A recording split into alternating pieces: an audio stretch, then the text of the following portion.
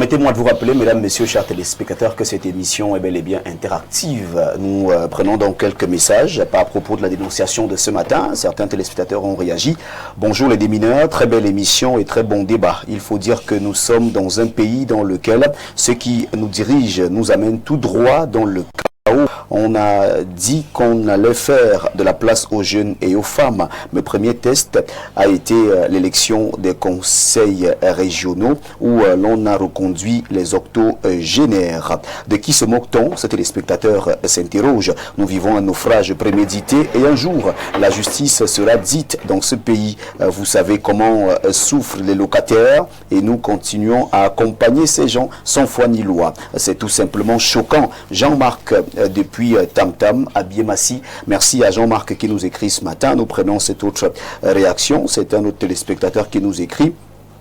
Bien le bonjour le panel, merci bonjour et très bonne année 2026. S'agissant de la dénonciation TVB, rien ne nous surprend. Ce sont les répercussions latentes de la signature des fameux accords de partenariat économique comme les taxes douanières ont baissé. Il faut essayer de rééquilibrer avec l'élargissement de l'assiette fiscale. Tout cela, comme l'a dit le docteur Mbok, c'est le sempiternel problème de gouvernance que l'Éternel continue à bénir notre pays car on touche le fond. C'est Abed Nego de Yomabang qui nous écrit ce matin. Bonjour à tous ceux qui nous regardent depuis Yomabang. Bonjour le plateau et bonne année. Vraiment, au lieu que le gouvernement soit au service du peuple, c'est plutôt le peuple qui est au service du gouvernement. Où allons-nous vraiment mettre toute chose à une fin? Dieu pourvoira. C'est Bruno depuis Marois. Nous saluons les populations de Marois qui nous regardent à l'instant et qui nous font signe, qui nous font l'amitié d'être toujours connectés lorsqu'il est 10 heures. Bonjour, très belle émission. Nous prions le chef de l'État de revoir la sécurité sociale. Les retraités des sociétés d'État souffrent pour la prise en charge des droits sociaux à la CNPS, pension de retraite et autres. Monsieur Etondepierre en vanne. Bon, nous comprenons que Monsieur Etondepierre est un retraité qui souffre et qui a besoin de l'écoute du chef de l'État. Votre message a été transmis et nous espérons que vous allez trouver des solutions à vos problèmes. Mesdames, Messieurs, après la lecture de ces premiers messages, nous retrouvons directement notre thématique centrale. On s'intéresse bien sûr au discours du chef de l'État, discours du 31 décembre 2025. Nombreux sont ces Camerounais qui ont écouté avec beaucoup d'attention ce discours. On s'interroge ce matin, discours du chef de l'État, un remaniement ministériel à l'horizon. C'est l'interrogation de cette thématique. Vos réactions sont attendues et nous vous rappelons que nous sommes en direct sur Facebook. Si vous êtes en train de vous déplacer, n'hésitez surtout pas, connectez-vous sur votre page Facebook et suivez tout simplement Info TV Cameroun. Docteur Mbok, on parle bien sûr de ce discours du chef de l'État Paul Biya ce matin, un discours qui avait pas mal de lignes, des grandes lignes à retrouver dans ce discours, notamment sur le plan social, sur le plan économique, sur le plan sécuritaire et même sur le plan sanitaire. On s'interroge donc ce matin, après ce discours, est-ce qu'on peut espérer d'avoir un remaniement imminent? Oui, pour le remaniement n'a jamais souffert de rien quand il le veut. C'est-à-dire que nous sommes dans un pays où le chef de l'État fait ce qu'il veut, comme il veut, quand il veut. Il y a une thèse sur les silences du chef de l'État. Donc ça vous montre que même ces silences parlent. Et ça fait 6 ans qu'il n'y a pas eu de remaniement. Donc, il peut décider de continuer comme ça. 7 ans, pour être précis. 7 ans, voilà. Mais si, oui, effectivement, nous sommes en 2026. Alors, s'il a annoncé lui-même qu'il va faire un remaniement, moi, j'aurais plutôt souhaité qu'il fasse des réformes. Des réformes. Oui. Je vais emprunter à la Bible. Quand les fondations sont renversées, le juste va faire quoi? Peu importe vos bonnes intentions. Quand le véhicule ne peut pas vous accompagner dans le timing, dans le délai et dans la réalité, il est difficile de pouvoir espérer quelque chose. Nous parlons ici premièrement de vision. Quand il fait le discours qu'il a fait, qui est scientifiquement bien présenté, parce que tous les axes sont mis sur la table, sécurité, volet social, économie, ainsi de suite. Tous ces pans-là sont mis sur la table, ok, à ce niveau, c'est bien présenté, mais est-ce qu'on peut souffrir de rentrer un peu dans la genèse de la vie même de notre pays pour bien comprendre, et tout à l'heure Alain le rappelait, les institutions de Bretton Woods sont un problème pour le Cameroun et pour l'Afrique. Parce que souvenez-vous que même la création du franc CFA, ça part de ces gens-là. La colonisation, c'est une activité scientifique pour renverser vos bases et placer de nouvelles bases. La décolonisation, qui est en fait une vue de l'esprit, rien de profond, est juste une façon d'attacher la corde au cou de la chèvre et puis tenir la corde à distance. Mais la chèvre est toujours tenue.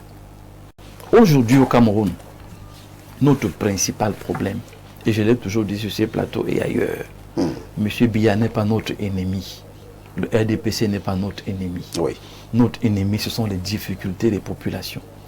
Et le deuxième ennemi qu'il faut maintenant dire de manière péremptoire et sans stress, c'est les réminiscences de la colonisation.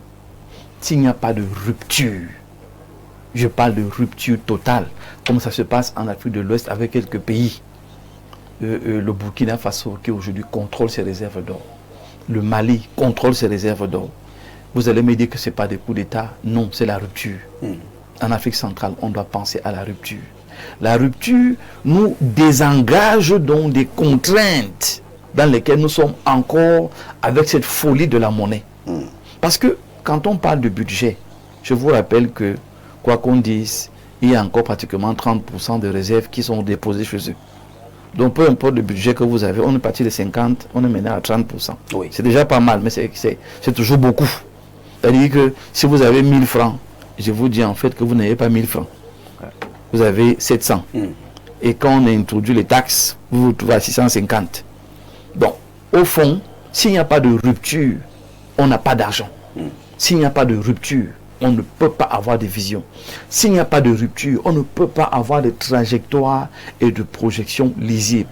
Et j'aurais souhaité donc que le chef de l'État profite de ce langage de rupture que tous les partis d'opposition avaient mis sur la table pour créer effectivement une rupture. Mais il n'y a pas eu de rupture parce que la rupture s'exprime par les réformes. Et aujourd'hui, et quelqu'un l'a dit tout à l'heure, le gouvernement est supposé être au service des populations, mais c'est le contraire.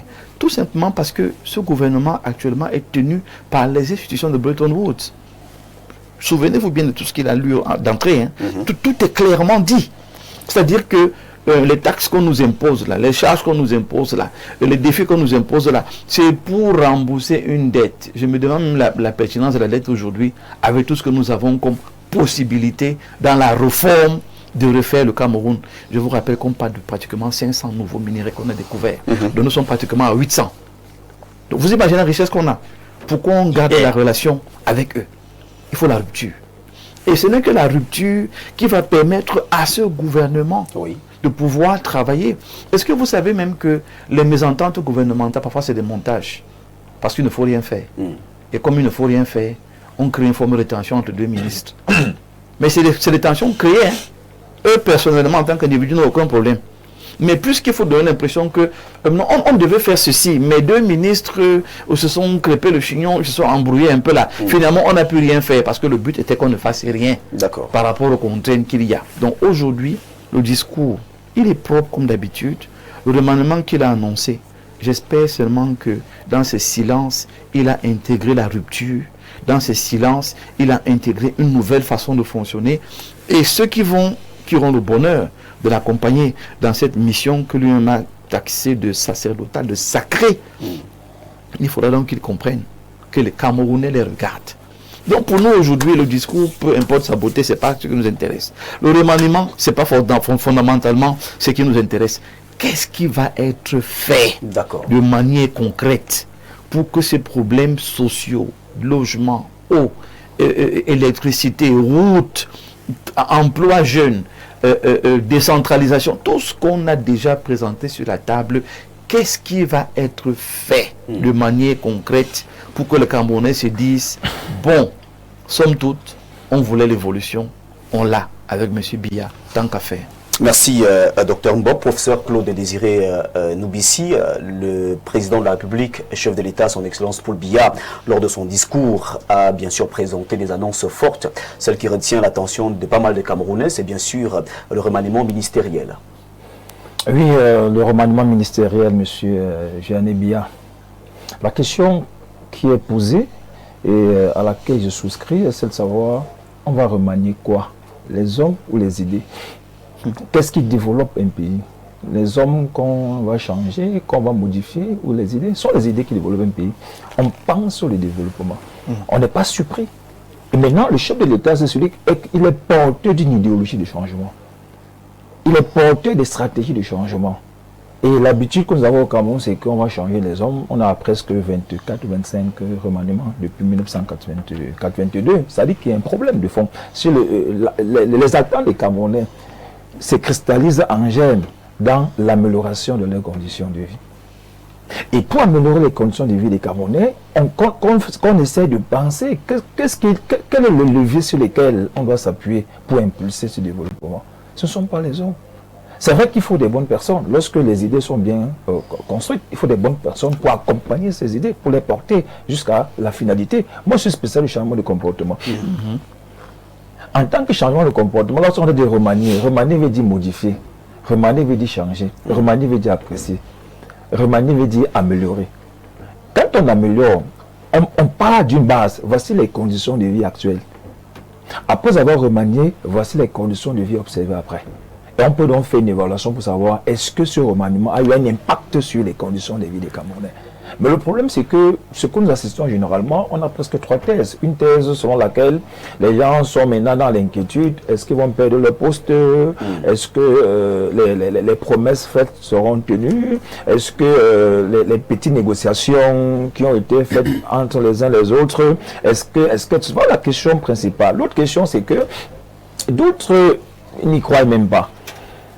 Parce qu'il y a un problème de fond au Cameroun. Ils ne croient pas au changement. Qui n'y croit même pas, oui, qui ne croit même pas à la qualité, à la possibilité même d'un remaniement. Pourquoi? Parce que je suis scientifique. Le contexte actuel est différent des autres contextes. Les élections qui sont passées ont fait parler et ont parlé. Il faut écouter le langage des unes. Quelle que soit l'orientation que les résultats ont pris, moi je n'entre pas dans les soubresauts, mais je dis, il y a un message. Est-ce que le chef de l'État actuel sera à la hauteur du message qui a été porté jusqu'à lui par le peuple camerounais? Ça, c'est la question fondamentale. Alors, est-ce qu'il a les moyens aujourd'hui pour que le remaniement attendu réponde aux attentes des Camerounais en termes de modification, d'amélioration du changement de leur vie, également en termes de nouvelles personnes que les gens veulent voir? Parce qu'il y a tellement il y a une catégorie de Camerounais qui se disent mais on a tellement de gens, on voit les mêmes personnes. Est-ce que les mêmes personnes peuvent impulser un nouveau changement qu'on ne voit pas? Donc vous dites que les Camerounais ont besoin de nouveaux visages. Une catégorie, il y a 3 catégories. Il y a une catégorie qui attend les remaniements parce qu'ils ont eu des accords, ils ont eu des promesses. Il y a une autre catégorie qui se dit bon voilà, il faut impulser le développement. Il y a une autre catégorie qui est même désespérée, qui se dit, quel que soit ce qui arrive, moi, ça ne m'intéresse pas. Il y a beaucoup là qui ne s'y intéressent même pas, qui sont loin, qui sont dans d'autres actions. Est-ce qu'on peut savoir dire, bon, moi, maintenant, j'interviens en portant avec autorité, cette fois-ci, ma casquette de psychosociologue. Ce qu'on veut dans ce pays, c'est d'abord que le peuple, que les Camerounais soient compris. Et qu'est-ce que ça signifie que les Camerounais aient été compris? Ça signifie tout simplement que leur doléance, leur pensée, leur frustration, ce qu'ils endurent au quotidien, trouvent des solutions. Alors moi, je pense beaucoup plus à un remaniement idéologique, un remaniement d'idées et de stratégie. Sur le plan de l'agriculture, qu'est-ce qu'on peut faire pour que dans les 5 prochaines années, le Cameroun atteigne le niveau de l'autosuffisance alimentaire? Sur le plan de la santé, on parle de la couverture sanitaire universelle au Cameroun. Mais quelle est l'impulsion qui serait faite afin que le Cameroun aujourd'hui n'ait plus à la fois peur d'être malade et peur de ne pouvoir pas se soigner? Sur le plan de l'éducation, qu'est-ce qu'on va faire pour booster le niveau, les capacités d'abord des chercheurs et des enseignants, afin qu'ils puissent être à la hauteur des attentes, du nouveau défi et du nouveau challenge qui s'impose à eux? Sur le plan de l'intelligence, ce n'est plus comme avant. Actuellement, les choses vont très vite. Il faut être documenté suffisamment, il faut être au parfum, savoir comment est-ce que les étudiants, les gens, les Camerounais qu'on formera aujourd'hui vont impulser plus tard ce développement, en fait ce remaniement idéologique. Maintenant, autre chose, à tous les niveaux, c'est-à-dire si on prend au niveau des infrastructures, sur le plan des infrastructures routières, Alors, quelles sont les idées qui sont mises en place afin que dans les tout prochains jours, notre réseau routier soit de bonne qualité? Alors, on peut prendre toutes les couches sociales, on peut prendre toutes les stratégies, on peut prendre tous les secteurs qui impulsent le développement. On se posera toujours la même question. Le remaniement changera quoi aujourd'hui sur les conditions de vie des Camerounais? Pourquoi on attend ce qui n'apportera pratiquement rien de nouveau? Si on a même les mêmes gens qu'on va quitter le ministre de la Santé, le ministre du Sport, le ministre de Sécurité, ça ne changera pas. Moi, je dis toujours de voir. Non, on attend de voir. Il faut porter des stratégies, des idées. Ce sont les idées maintenant. Nous tous, on va accompagner le remaniement lorsque c'est un remaniement d'idées. Mais si c'est un remaniement de personnes, c'est pas tout le monde qui va porter ces personnes, mais c'est un remaniement d'idées. Nous tous là, tout le monde va se mettre au travail. La dynamique s'impulse, il faut des leviers sur lesquels impulser une dynamique de changement. Lorsque la dynamique est là, vous allez voir, c'est pas comme une folie. Tout le monde va se mettre à travailler. Et je vous savez que les Camerounais peuvent travailler même sans salaire. Si la finalité, c'est que on nous dit, à partir de maintenant, voici les attentes, voici comment l'argent sera géré, voici l'injection apportée. Cette injection va impulser le développement, l'amélioration des conditions de vie des Camerounais dans les 2 prochaines années en termes de cette visibilité. Serrez les ceintures aujourd'hui, demain vous allez les desserrer. Docteur Borla dit, moi tout jeune, quand j'étais au Koumen 2, on parlait déjà de serrer la ceinture. Moi aujourd'hui, je suis enseignant d'université, si on continue à nous demander encore de serrer la ceinture, c'est un problème. Parlons peu, parlons vrai, il y a un problème sérieux. Moi, je n'attends pas malheureusement un remaniement de personnes. J'attends un remaniement idéologique qui va impulser les forces à tous les niveaux afin que tous les Camerounais se sentent concernés par ce remaniement idéologique en travaillant dur, en se mobilisant pour que nous laissions à nos enfants un Cameroun prospère et où il fait beau vivre. Merci à professeur Claude Désiré Noubissi, révérend Guy Bayon. Le chef de l'État dans son discours a précisé que fidèle à ce devoir de vérité que je viens d'évoquer, je n'ai pas de peine à reconnaître qu'en dépit du bilan appréciable que je viens de vous présenter, des efforts soutenus doivent encore être engagés sans délai pour améliorer de manière significative vos conditions de vie. C'est ce à quoi s'attellera en priorité le gouvernement que je mettrai en place dans les prochains jours. Il faut dire que en ce moment, beaucoup de Camerounais sont en train d'acheter de nouveaux postes récepteurs pour écouter le journal, toutes les éditions des journaux en boucle, parce qu'il faut dire que l'annonce a été forte, tout le monde l'a suivi et c'est bien évidemment ce qu'attendent les Camerounais. Merci, Monsieur Bia. Je voudrais vous dire que j'ai un problème quand j'ai suivi de fond en comble le discours du chef de l'État et j'ai un problème avec ce discours. Vous avez quel problème? Le premier problème, c'est que on a vous avez donc plusieurs problèmes? Oui, j'ai plusieurs. Oui, parce qu'il faut faire une analyse de fond. Et nous sommes dans un pays où je note la sacralité de la position du chef de l'État, qui parfois nous amène à ne pas dire ce que nous pensons, même quand on ressent qu'il y a un problème. Et de voir cela comme un problème. Nous sommes dans une société africaine où dire la vérité, ou bien dire quelque chose, ça fait de vous un ennemi. Mais il faut que nous soyons sérieux. Et moi, je veux noter quelque chose. C'est d'abord le manque d'intérêt des Camerounais pour le discours du chef de l'État. Il y a de moins en moins de l'intérêt. C'est-à-dire les gens préfèrent attendre leur match et venir au moment du match parce qu'ils ont l'impression qu'il y a redondance. On redit les mêmes choses, on promet les mêmes choses et on ne voit pas pratiquement ce qui se passe. Je suis un homme de Dieu. Je n'ai pas, il faudrait que nous sachions ici, je n'ai pas de carton politique, je n'ai pas la carte d'un parti politique, mais je suis un citoyen camerounais et je suis un homme de Dieu attentif à ce qui se passe sur la scène politique. Je veux donner mon analyse de la situation. La première chose que je veux noter ici, c'est que le chef de l'État introduit son message par le fait qu'il doit préserver l'unité, la paix et la prospérité de la nation. C'est comme ça qu'il introduit. Ça veut dire que dans la construction de son message, il va d'abord poser les bases sur l'unité. Qu'est-ce que l'État fait en la position où nous sommes maintenant pour unir les Camerounais? C'est ça. Dans un moment de grande crise, il ne faut pas faire comme si rien n'a été, ou bien quand Yaoundé respire, le Cameroun vit. Non. il y a des endroits, moi je sors du Grand Nord, il y a une semaine j'étais dans le Grand Nord, il y a de la calmie, mais les gens on ressent ce profond malaise de la population camerounaise. J'ai, à mon sens, je voudrais dire que je crois que le chef de l'État doit transcender les clivages politiques. C'est-à-dire qu'il doit être pas le chef d'un parti politique qui défend la direction d'un parti politique. Ça doit transcender tout cela pour maintenant être à l'écoute de tous les Camerounais. Et je veux dire que nous ne voyons pas notre chef de l'État, par exemple, écouter l'opposition. Être aussi le chef de l'État des opposants. Moi, je voudrais dire ça ici. Quand il y a un problème politique comme ce qui s'est posé, pourquoi est-ce que le chef de l'État ne ferait pas une rencontre avec la classe politique, tout le monde y compris, et trouver des solutions ensemble pour pouvoir diriger notre nation. Donc, moi, je pense que c'est un problème c'est-à-dire qu'il y a un problème ici de manque de levier pour attirer l'unité nationale.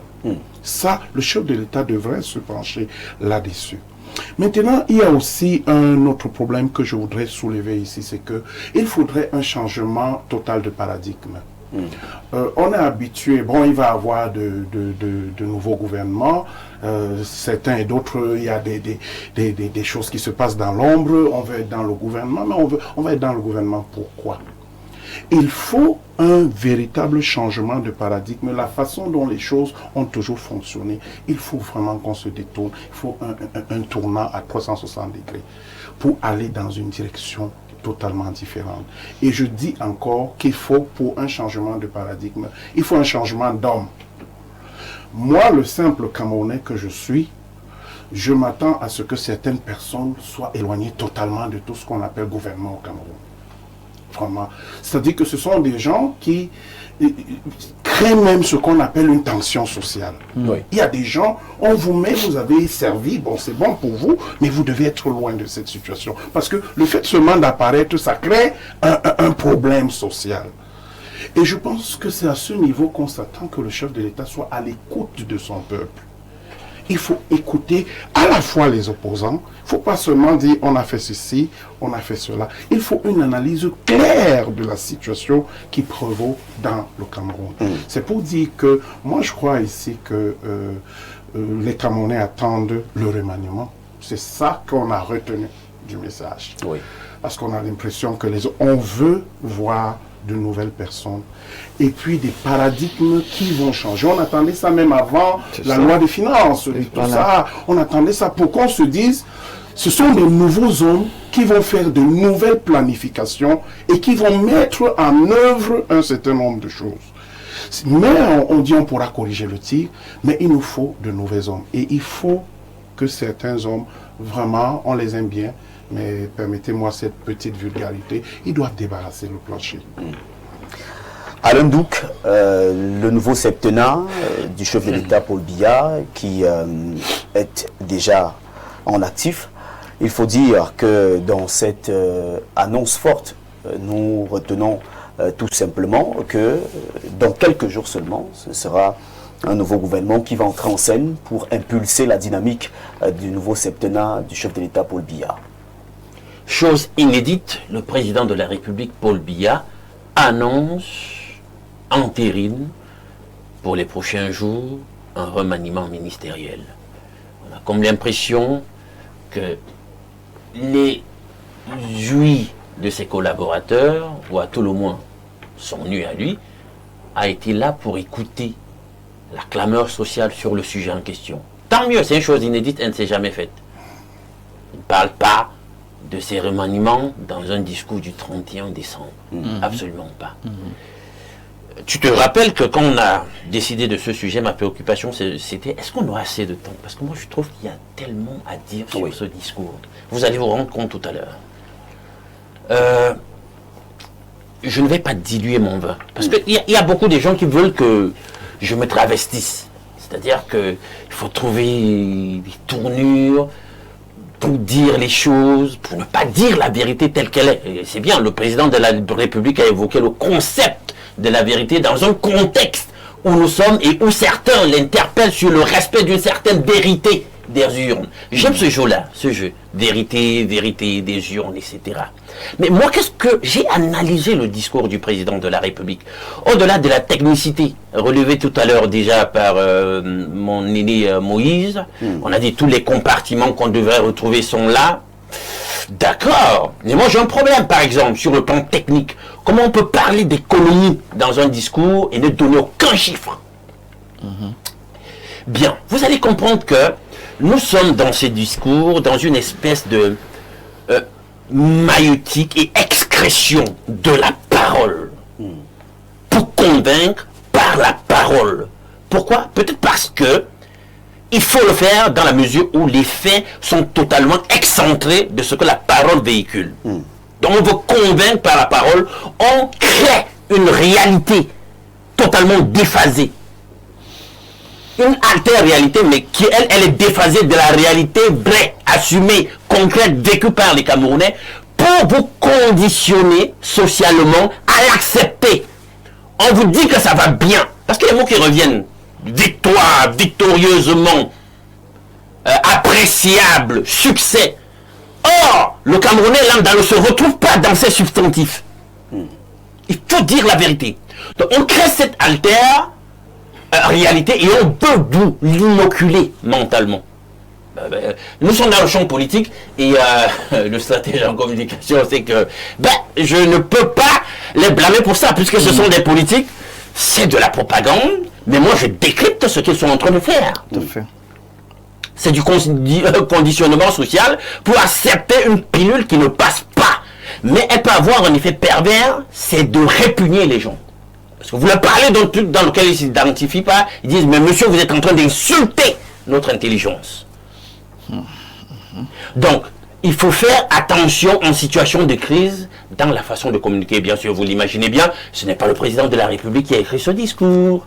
On l'a écrit, et lui, il a simplement visé pour dire, bon, avec tel aspect, je peux être d'accord, je peux pas, machin, machin. Donc, du coup, finalement, c'est son discours dont il va assumer ce que je vais dire. Donc, il y a cet aspect-là. Et vous allez remarquer que on nous parle, par exemple, dans le discours en question, des éléments. Vous savez, je l'ai toujours dit, l'économie est essentielle. C'est le levier essentiel qui détermine du succès de l'action politique. Pourquoi? Parce qu'il faut avoir les moyens de sa politique. Tout à fait. Quand, dans le discours, on présente comme succès et triomphe des choses que nous savons comme étant des échecs. Vraiment, est-ce que, techniquement, le rachat des NIO, c'est un succès? Hein?